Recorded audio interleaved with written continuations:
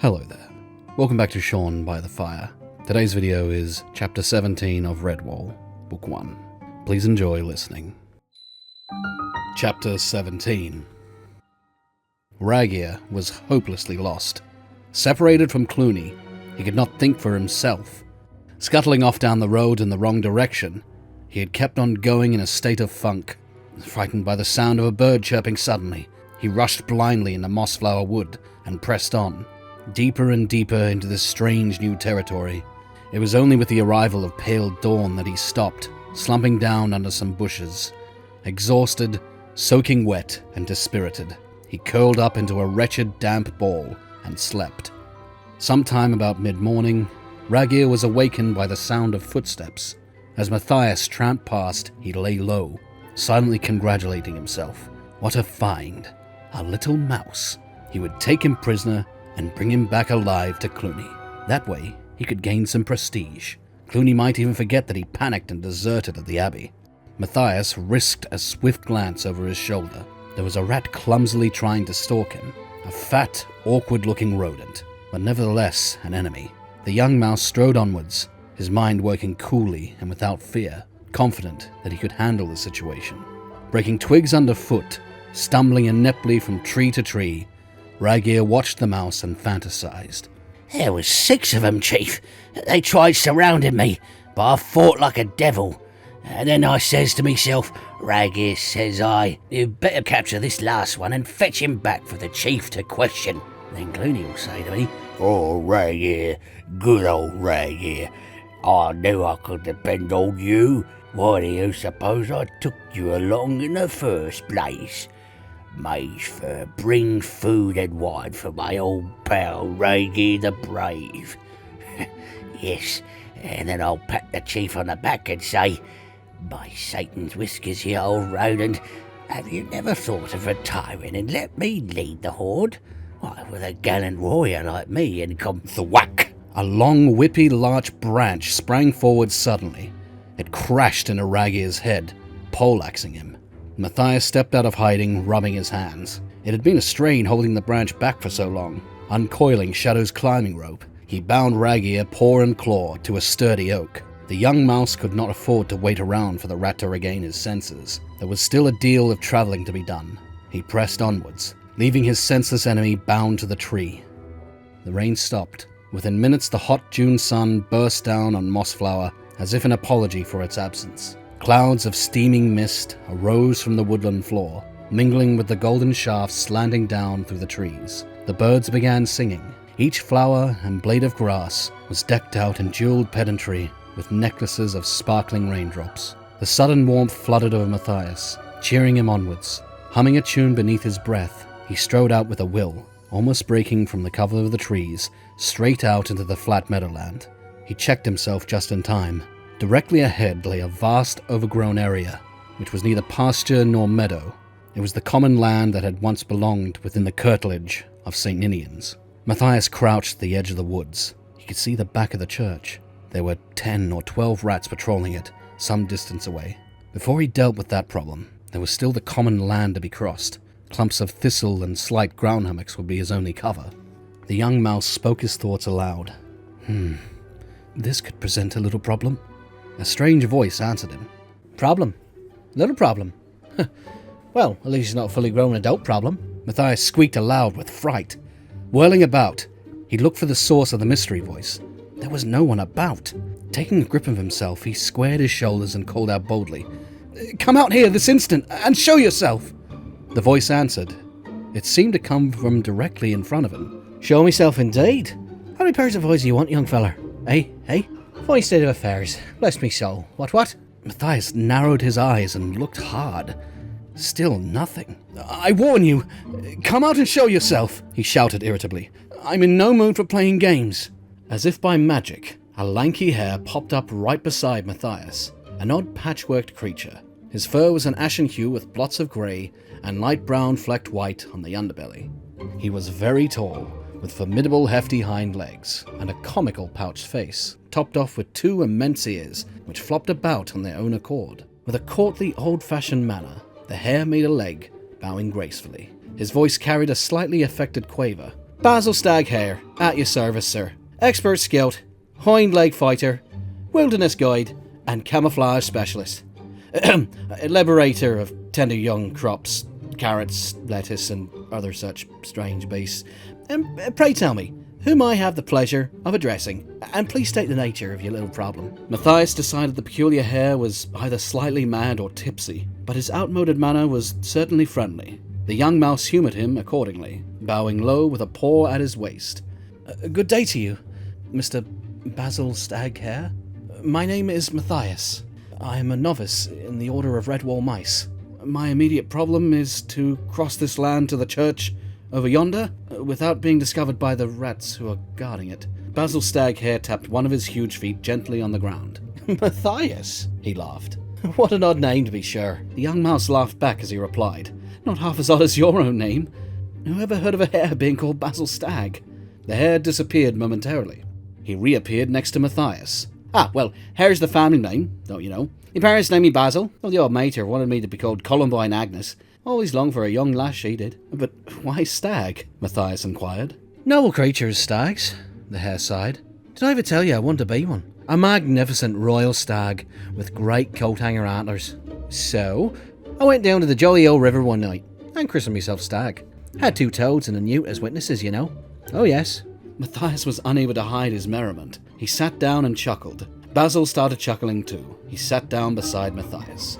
I think I'm going to like you, my boy, he cried. Now, what about getting you to the church? Why, there's nothing simpler. But enough time for that later, young rip. How about telling me what brings you here? I love listening to a good yarn, you know. Oh, by the way, I hope you like fennel and oatcakes. Of course you do. You'll share lunch with me. Of course you will. Young and like yourself. In a flash, Basil had lugged a haversack from the undergrowth and was spreading a repast on the grass between them. For the next half hour, Matthias related his story between mouthfuls of the hare's tasty luncheon. Basil listened intently, interrupting only when he required clarification on some point. Matthias finished his tale and sat back awaiting comment. Basil's long ears flopped up and down like railway signals as he digested his food and his friend's information. Rats. Knew they'd come eventually. Too intelligent on me grapevine, you know. Could feel it in the old ears too. As for Redwall, I know it well. Excellent type, Abbot Mortimer. Splendid chap. I heard that Joseph Bell tolling out the sanctuary message. Even had some cheeky old hedgehog telling me to run for it. Couldn't go, of course. Dear me, no. That'd never do. Chap deserting his post. Bit of a bad show. What? I prefer my own company, you know. Oh, present company accepted, of course. Oh, of course, Matthias agreed. He had taken enormously to the hare. Basil sprang up in a smart military fashion and saluted. Right. First things first. Must get you across the church, young fella, me mouse. I say, that green thingamajig you're wearing. The habit, isn't it? Capital camouflage. You try just lying down anywhere in the shadows. Believe me, you'd have trouble finding yourself. Top hole cover. Absolutely. Basil stopped and ruminated for a moment. His ears lay flat, stood up, then pointed in opposite directions. He continued. Now, when you've liberated your bit of tapestry or whatever, make straight back across the common. I'll be waiting, never fear. Good? Oh, come on, young bucko. We can't sit about here all day like 2 fat rabbits at a celery chew.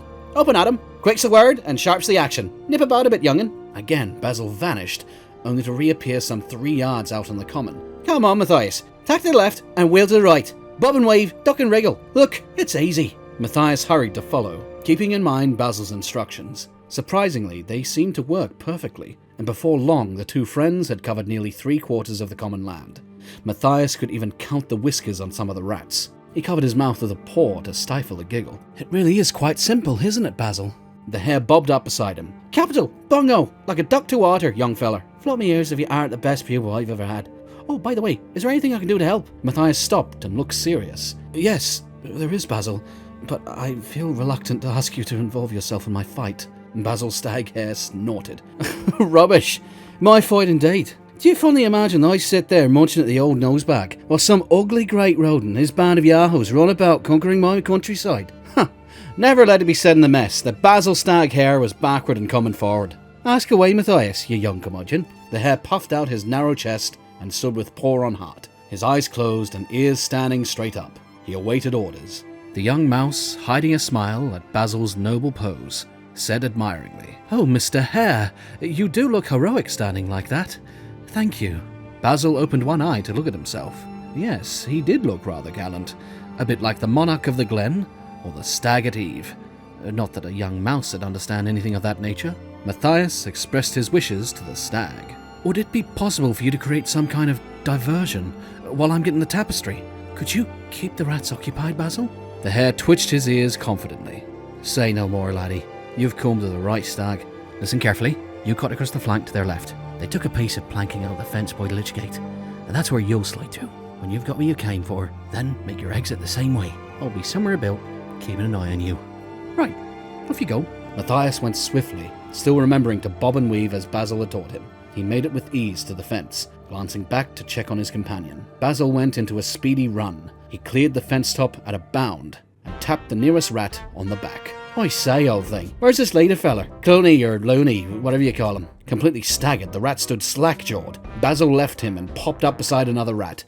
Phew! Oh, dear, did you chaps ever take a bath? Listen here, you dreadful creature. Do you realise you smell to high heaven? By the way, did your parents ever call you Pungo? Or do they smell as bad as you? It took the rat sentries a moment or two to recover from their surprise. Then they let out yells of rage and tried to seize the impotent hare. It was like trying to catch smoke with their claws.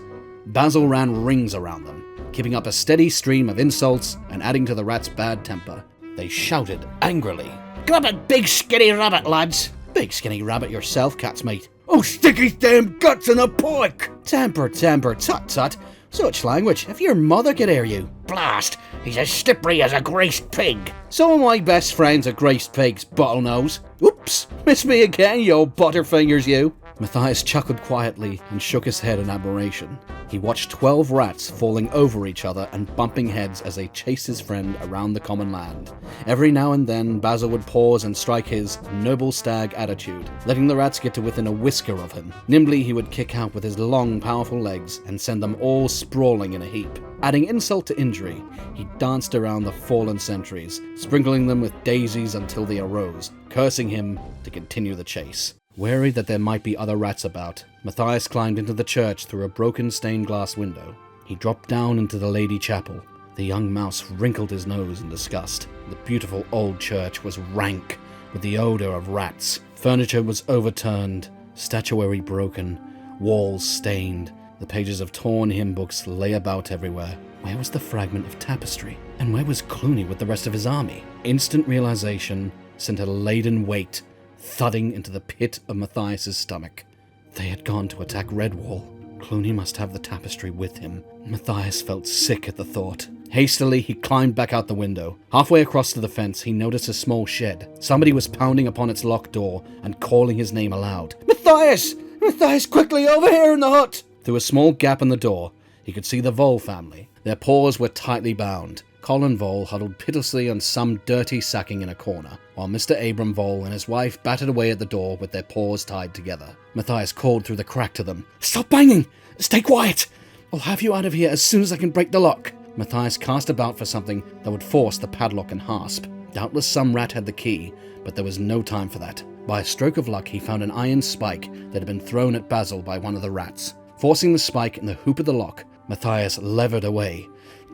"It's not budging," he muttered. From the corner, Colin Vole started to weep aloud. Oh, we're being locked in here until Clooney gets back. I don't want to face him again. Do something, Matthias. Save me. Despite the Vole's wretched predicament, Matthias could not help showing his contempt for Colin. "Do stop whining, Colin. It doesn't help matters. And keep your voice down. There may still be rats about. Try to be brave like your mum and dad." In his frustration, Matthias swung the spike at the lock. It bounced off, lodging deep between the hasp and the woodwork. He grunted in exasperation, pulling it savagely towards himself to loosen it. Taken off balance, he went head over tail. The hasp had broken. It came away, bringing with it some twisted, rusty screws. The door swung open. Drawing his dagger, Matthias hastily cut bindings from the paws of the voles, issuing orders as he worked. "Follow me, and do as I say. Move as quickly and quietly as you can." Cautiously, they slid through the broken fence and began making their way across the common. There was no sight of the rat sentries. Matthias guessed that they were off somewhere, still trying to catch the elusive hare. It was mid-afternoon. The common was peaceful and sunny. Butterflies perched on thistle flowers, and grasshoppers serenaded each other with their ceaseless cadences. Abram Vole insisted on shaking Matthias by the paw and congratulating him. Matthias, thank you with all my heart for saving my family. We thought we were doomed. The young rescuer looked grim. We're not back home yet by any means, Mr. Vole. And even if we do make it back to the Abbey, I dread to think what we may find. Mrs. Vole nodded vigorously. We saw them leave the church to march on Redwall. Clooney was leading the villains with Martin's picture tied to his banner. My, oh my, you never did see so many wild rascals in all your born days. Matthias's brow creased in a worried frown. I wish I hadn't sneaked off from the Abbey this morning. I do hope Constance has all the defenders on alert. It was only seconds later that Matthias wished he had also been on alert. The sentry rats had become tired of chasing Basil. Wearily they made their way out of the woods and back to the common land. They sat on the grass behind a low hummock, taking a break together. Matthias and the Vole family walked straight into the middle of them.